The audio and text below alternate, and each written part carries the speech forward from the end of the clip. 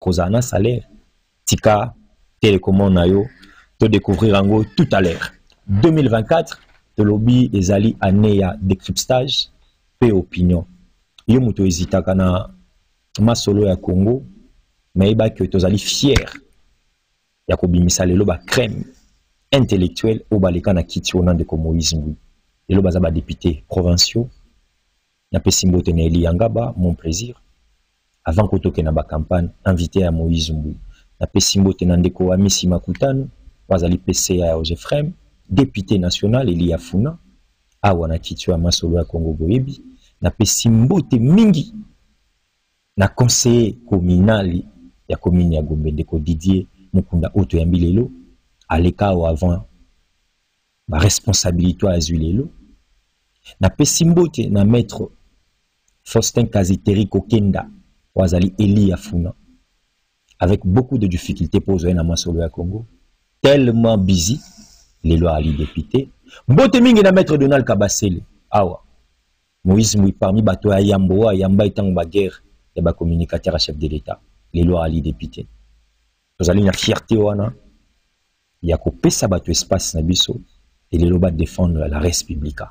Yozo hésité, tikala nonanda ko nous on travaille. Didier Mukunda, mbote na yo, week-end malab.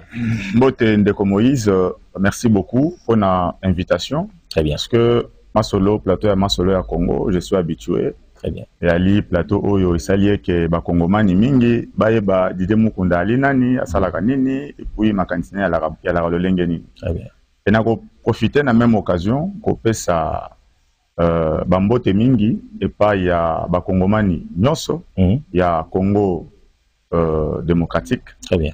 Bali surtout en particulier bandeko bali na est bali na akati ya bitumba oyo ba imposa biso et pas banguna ya mboka. Et c'est ka bozali tozali de cœur avec vous et ensemble na chef de l'État pour na koluka ba solution na tina eke kimia ekota na kati ya côté wana ya est ya mboka na biso et en même temps na ko profiter pe ko pesa base na nga ya Gombe Mobimba na ko pesa collectif ba conseil municipal nyonso mbote sika bazali na ko pesa base ya Kankokolo bana ya basoda bosani bangote donc base ya Kankokolo en tout cas molobeli na bino yeyo tolobaki tokoloba pe ti makambo ko salema ya malonga po ke mboka na biso ekende liboso. Alors ngamoko curieusement, on a ligné d'abord, ensemble, on a téléspectateurs, on a biso, toyeba, parti communiste. Et Zali Kaka, il a créé après avoir été élu comme conseiller communal, soit, et Zaki Nango depuis Kalama, Zaki a étouffé. Merci, Ndeko Moïse. Je pense que pour les politiciens, quand on parle de parti communiste congolais, on a vu que Motoyaki Nango Namboka Oyo, Congo, Yali Pierre Moulele. Très bien. Alors qui parmi les guerriers babundaka pour indépendance na biso bazaki na collaboration ya Lumumba. Donc biso idéologie na biso yali ya Lumumba. Biso to ali ba patriote. Biso parti communiste ezali parti internationaliste. Très bien. Ezali partout na monde. Il y a des communistes qui sont na États-Unis, ba communiste bali na France, ba communiste bali na Chine, bali na Kiba, de partout. Donc parti communiste y a parti d'ailleurs, il y a parti bané ko régner longtemps, mais vu que les génération et les quoi batté parti communiste et bali comme on yango net y a ba parti moko boya mike non, y a ba parti ya makasi e bunda pour na monde, pour na stabilité ya monde. Donc si guerre froide après guerre froide ba 1940-45, si to comme na ba 90, tu vois na parti communiste ndé ali ko yaliko yana kachako renye wana ko profiter pe ko pesa secrétaire général na biso ya parti communiste. Très bien. Sylvestre Bosso Esika Ali Mbote Mingi bisika bozali. Très bien. Toujours rappelez-nous que nous sommes en direct Bozona d'Abisso à travers le Peuple d'abord télévision et Botika vraiment télécommande parce que to bandis comment solo ils a ko déranger ba congolais est de la République. Didier Mukunda to éviter oyo ekomi au Salema cette fois-ci pour l'Est de la République et commis contre le pouvoir de Félix Tshisekedi, tu es allé réel.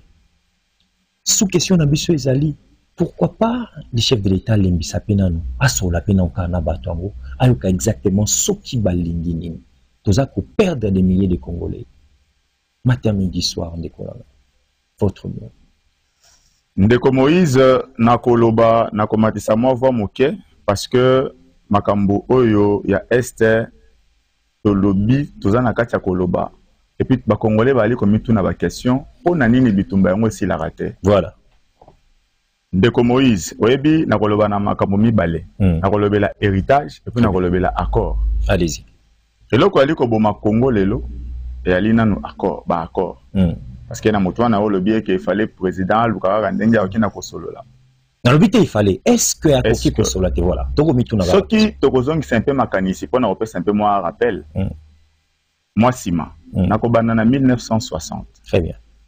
Après indépendance. Belge na ba américain ba moni que déjà Congo et l'ongé na maboko na ba on a gestion na maboko na bango. Quand on parle de Belge on voit les américains bali banani bali bato ba bengi na français les impérialistes. Baye oyo bali na ba na bosenga ka ba gérer Congo pona bozu oto ali na yango baza na contrôle na yango. Très bien. Tango ba moni que mwana mboka Lumumba o azalaki patriote.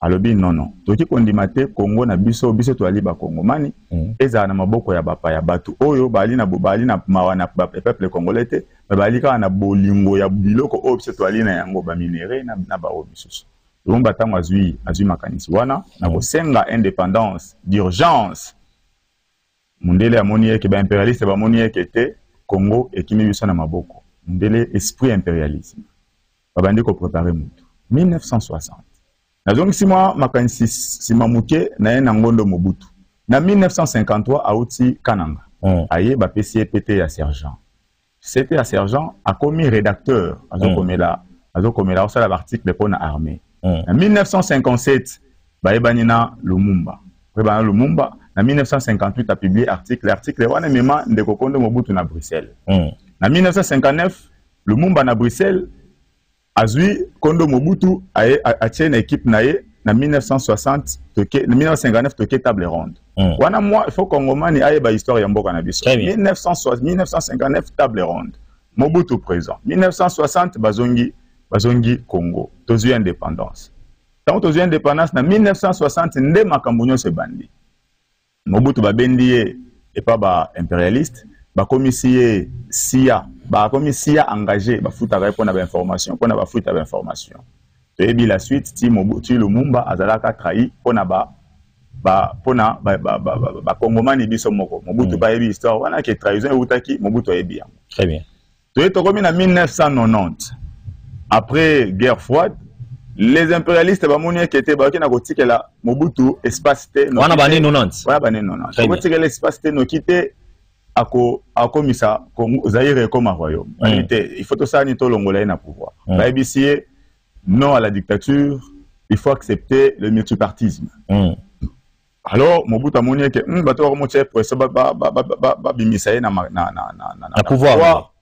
Mobutu na 92 na Ngbanda ba vandi ba yokani ba créer pillage 92 pillage. Tant impérialiste atali ndele amoni ekete oyo komi carte ratée ba créer parce que on va l'habitude de créer batu na bango. Très bien. Ils ont fait ce qu'ils ont fait les loyo to ali na suite na 98 to ali na musée le père à côté le père à côté tozui ba bande ba rwandais ba côté na ba rwandais après c'est que lobby oyo kota na ba rwandais te musée le père malgré ça qui existence mais ayokaki to bengana ba rwandais congomani a bengana tous les rwandais. Ça c'est vrai.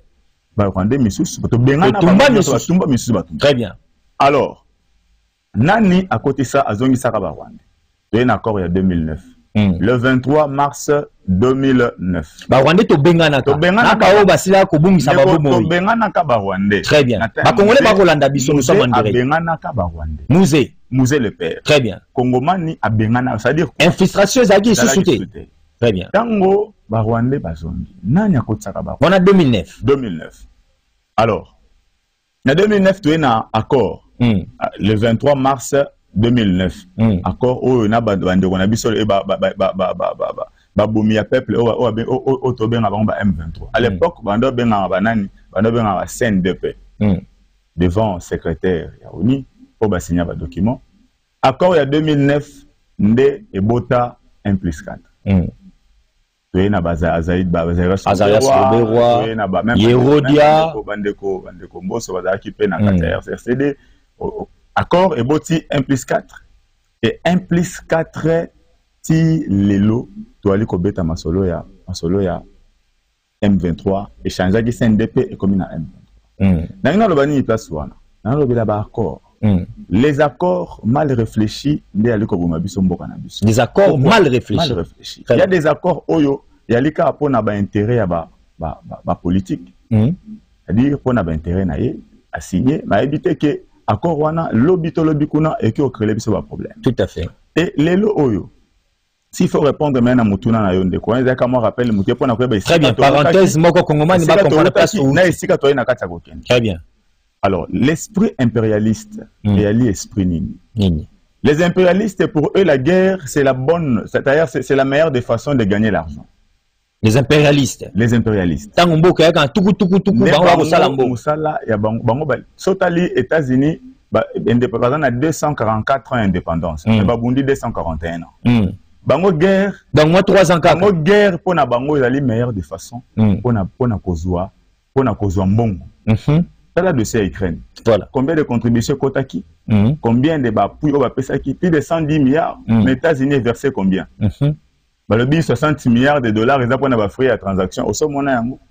c'est-à-dire quoi les lots guerre ya est pour ici là et ali ko senga conscience ya congomani yemoko c'est là les lots guerre ya est ba massacre au ali ko mona ba attaque tozozo pour ici là ali ko senga conscience ya congomani ali ko senga conscience ya peuple est-ce que s'il vous plaît batwa Olanda biso petit peuple azolanda biso na est